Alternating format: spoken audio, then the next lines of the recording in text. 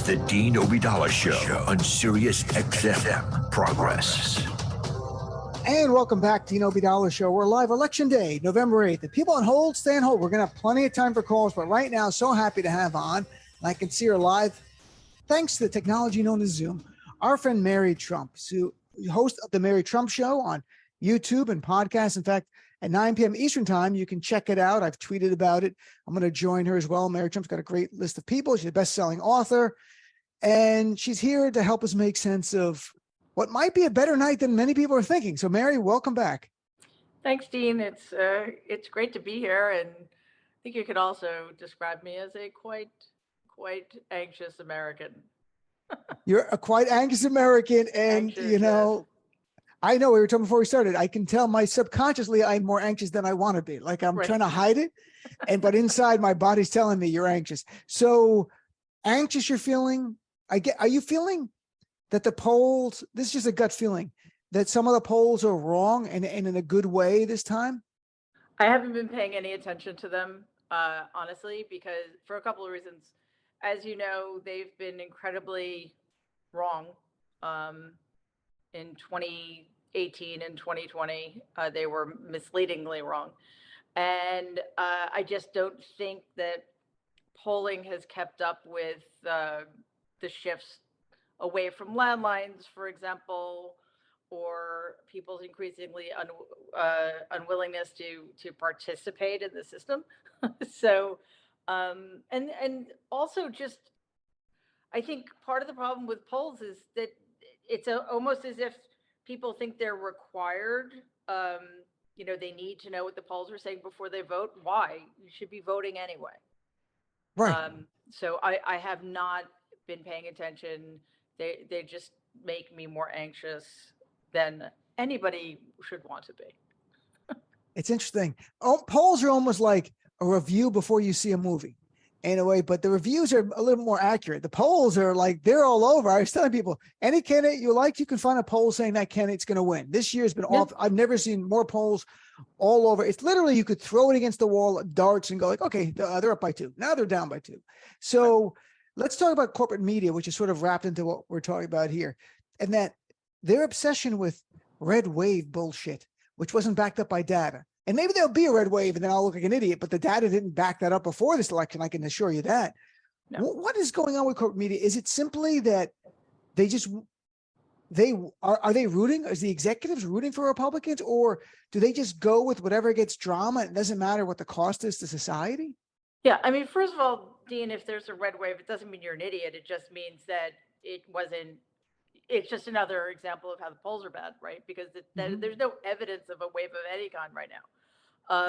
So as for what the corporate media are up to, they only want the drama, I think. I guess you could make an argument that having a party that's totally against any kind of regulation is better for their business. But I think they would find out pretty quickly that fascism is not good for any kind of media, corporate or otherwise. Unless you're a pure propaganda network. So I do think it is this addiction to the horse race, addiction to keeping people guessing. And I think at this point we have to consider it misinformation, because look at the narrative 8 months ago. It's a midterm election. The party in power always does terribly. So this is going to be great for Republicans. And then the Democrats start closing the gap. And in fact, I think at one point the Democrats were ahead, especially after Dobbs' decision. And then when inflation and gas prices started going up and the Republicans started gaining ground, it wasn't, this is just the way it's supposed to be. It suddenly became, this is a disaster for Democrats, when the Democrats weren't even supposed to win in the first place. So it's really infuriating. Yep. It is. And Democrats, before you came on, I was going through polling in past years, accurate or not, but in 2018, the generic congressional poll asking people, who do you want to control Congress? Democrats were up by 8.6%. In 2010, when there really was a red wave, they were up by 9%, that same average. Where are they today? Up by 1.2%. So that's in the 538 average of poll. Well, you touch more than Real Clear Politics. They throw in too many garbage polls. It's about 1.2%. So we'll see how this plays out. If there is no red wave, and we're already seeing the misinformation and the anger on Twitter. I'm still on Twitter. That's sort of concerning, where you're getting to the point of like, they're stealing the election. I'm like, we've seen this. We know where this goes. We know January 6th happens. I was tweeting earlier, they're going to storm the Arizona vote counting place. If this continues, they keep telling them that there's a fraud of the election. They'll steal the ballots. They don't care about democracy. Are you concerned that if there is no red wave, we could see not just misinformation, but potentially violence? Of course, and in fact, I think it's practically inevitable. I mean, I'm not hoping for it at all, but why wouldn't there be? We've talked about this a lot. When there's no accountability, there's always a vacuum for more bad behavior. And it isn't, I'm not just talking about January 6th, although that is a factor here. I'm talking about the big lie that was started by Donald and then perpetuated by almost the entirety of the Republican Party. They've suffered no consequences. They've gotten away. Various Republican candidates have gotten away with saying things like, if I win, it's legitimate. If I don't win, then it was stolen from me, with practically no pushback. So it's the same kind of fuel that was thrown on the fire of people who started subscribing to the big lie that led to January 6th. This time it will just be less concentrated, and it will be spread across a number of states where we have very consequential elections like Arizona, Georgia, and maybe Michigan. I'm hoping that the National Guard is ready, or the police are ready to protect the poll workers, that if there is some attack on it, and Arizona is the most likely place, although Michigan, apparently Donald was tweeting or posting on Truth Social, protest, claiming something's going on in Detroit. It doesn't end. Like, there's no, but it's to your other point. The reason he can do this, the reason Donald can travel the nation and spew the same lies that gave us January 6th, because he's not been charged with anything, nothing. Right. Tomorrow begins indictment watch again.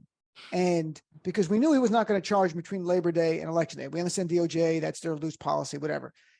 Are you hopeful, not tomorrow, but in the near term, we're going to see Donald Trump indicted for just one of his crimes? Just pick any?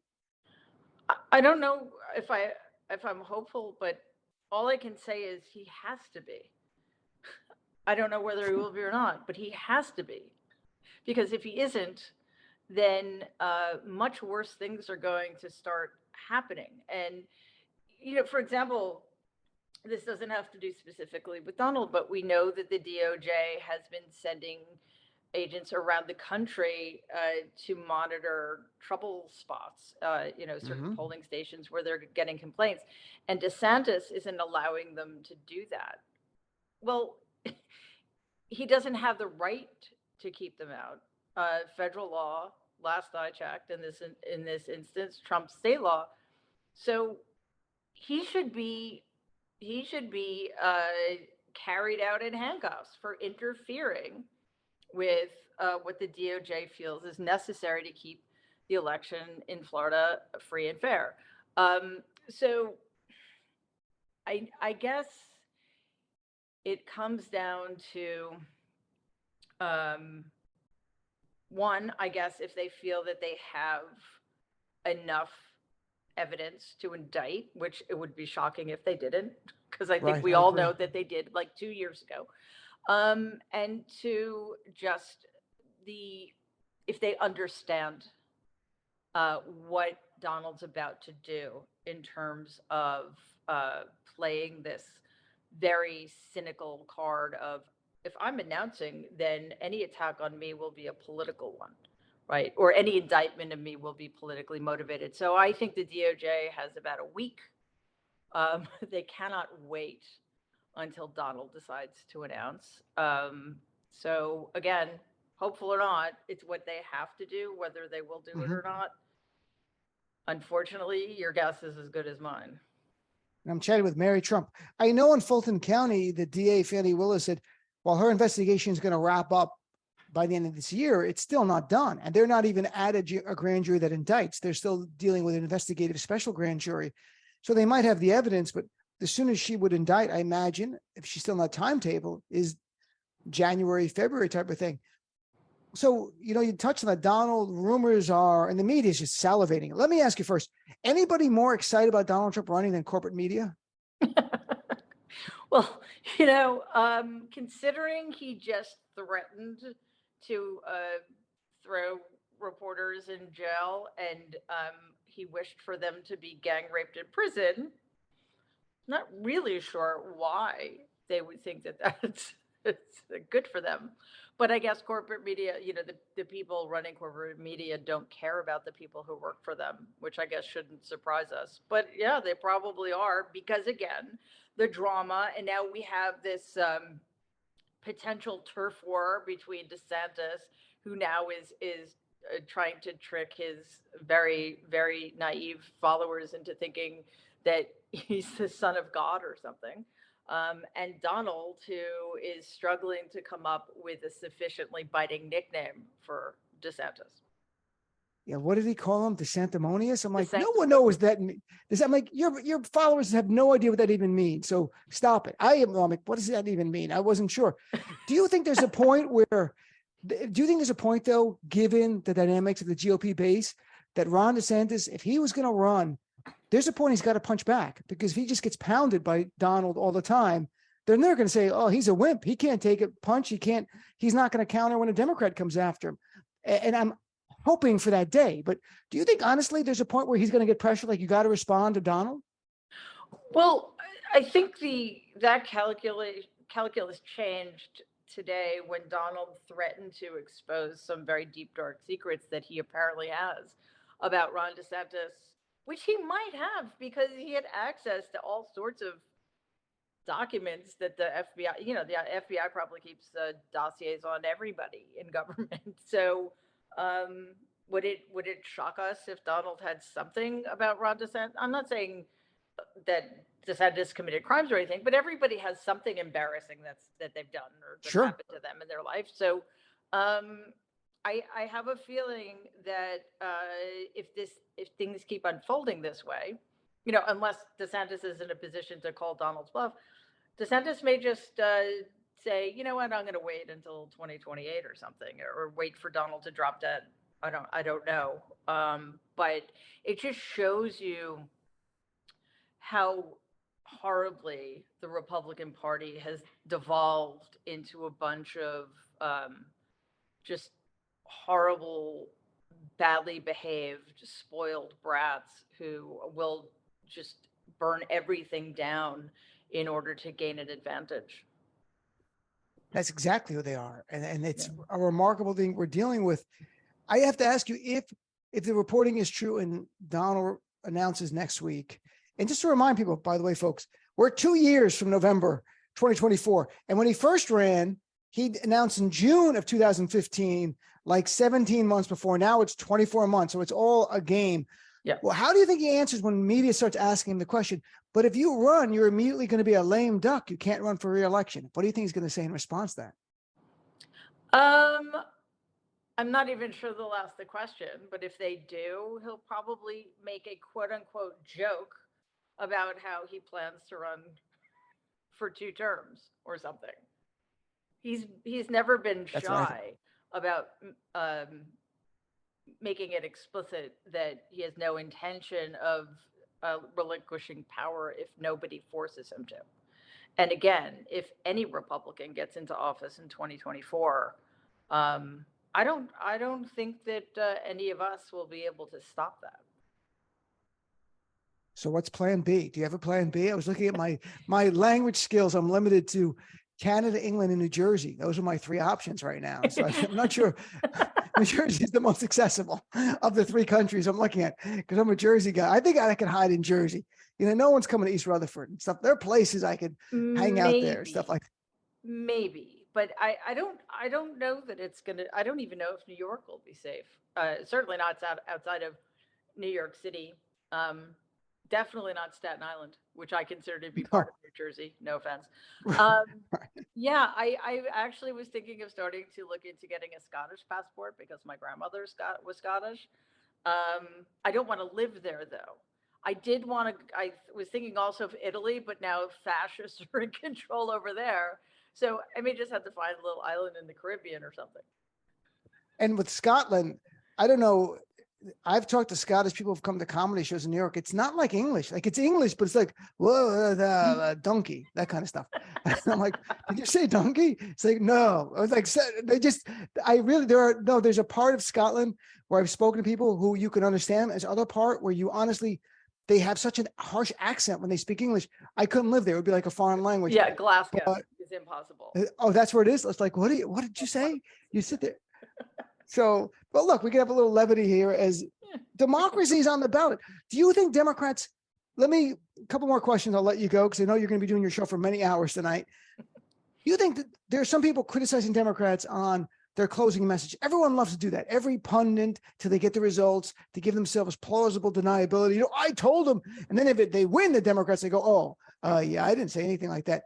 Do you think they could have done more on the economy or hit harder on crime or democracy? Anything? Did it matter? Do you think it mattered? Anything they would have said? Well, first of all, Republicans are never criticized in those ways. I know.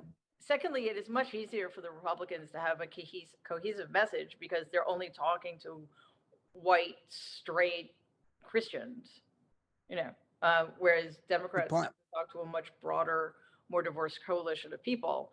But honestly, because the media fails so badly, I don't know that there's anything the Democrats could have said because the economy was boiled down to two metrics, gas prices and inflation, without the context of explaining to people that neither one of those things is within anybody's control. They're both global phenomena.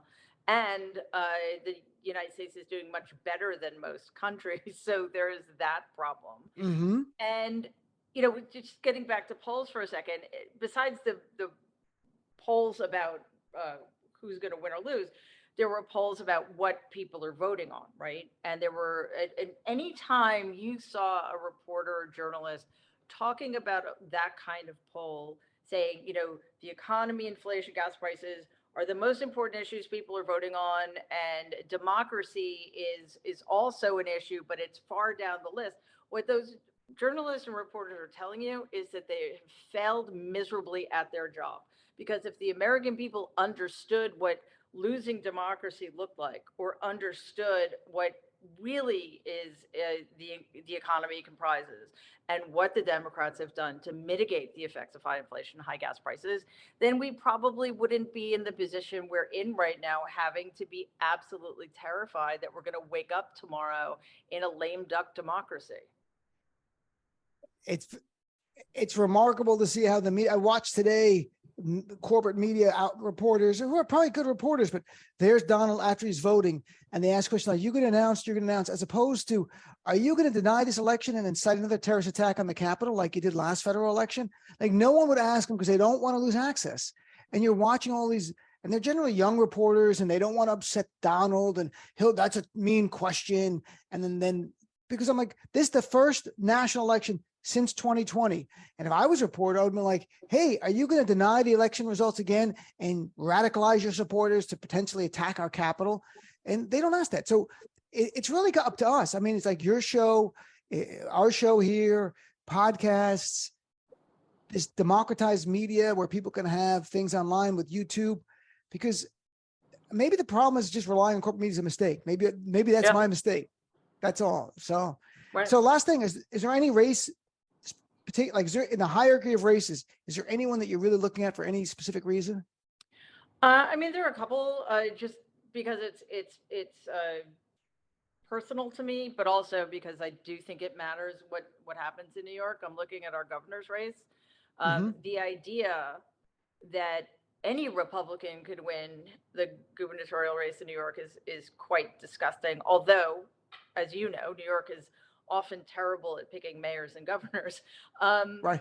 But, and I'm not sure why this wasn't highlighted more often, Lee Zeldin in the governor's mansion can pardon Donald for any state crimes of which he's convicted. Why would we even want to risk that? Like, hasn't Donald gotten away with enough, right? So Right. that one for sure. I mostly, all of them. But if I had to pick one state, I'm most concerned about Arizona right now, because I think the Republican candidates there for Secretary of State and governor are the worst of the worst. I think Carrie Lake is the one person I'm seeing in the Republican Party right now who can pull off modeling Donald Trump. And I hadn't seen anybody in the party until she sort of came up into the public view. So that's pretty terrifying. And again, what's his name? Fincham, who's running for Secretary. Oh, Mark Fincham. Mark Fincham. I wrote about Mark Fincham. Horrible. If he wins Secretary of State, there's no more democracy.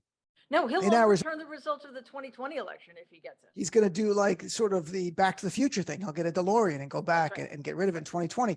Right. But if Mark Fincham wins Secretary of State, it'll be a nightmare. If Adrian Fontes, the Democrat, wins and Carrie Lake wins, at least they're going to battle, and he has some constitutional powers, and perhaps he can protect the democracy there. It is unbelievable night, my friend. So Mary, if people want to watch your thing at 9 p.m. Eastern time, where can they go to tonight? It's really easy. Just go to youtube.com/Politicon and you'll see the link there. And we will be there from, as Dean said, from 9 o'clock on. I'm not expecting we're going to get a lot of results tonight, so there will be a point of diminishing returns.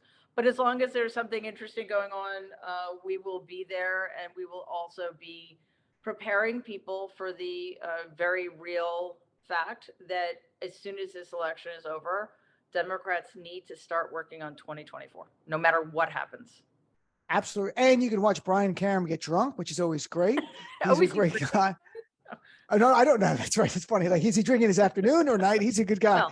And I just saw him Saturday night. He came to my fiance's one-person show in DC. It was very nice to see him there. I heard that her show was absolutely amazing. I hope I get to see it one of these days. It'll come to New York. It's in DC. Cool. It's called Home, folks. If you live in DC, I didn't promote it because it was a workshop thing, but now it's really taken off great. And she got some nice reviews. And Joy Reid even went Saturday night and saw her there. So it was great to see. It just looked amazing. So congratulations to her, for sure. And I look forward to joining you for at least a little bit tonight at 9 o'clock and joining your Nerd Avengers in the future and other weeks as well. Thank you so much for being on election night. I really appreciate it. All right. Thanks, Dean. Hang in there. You too.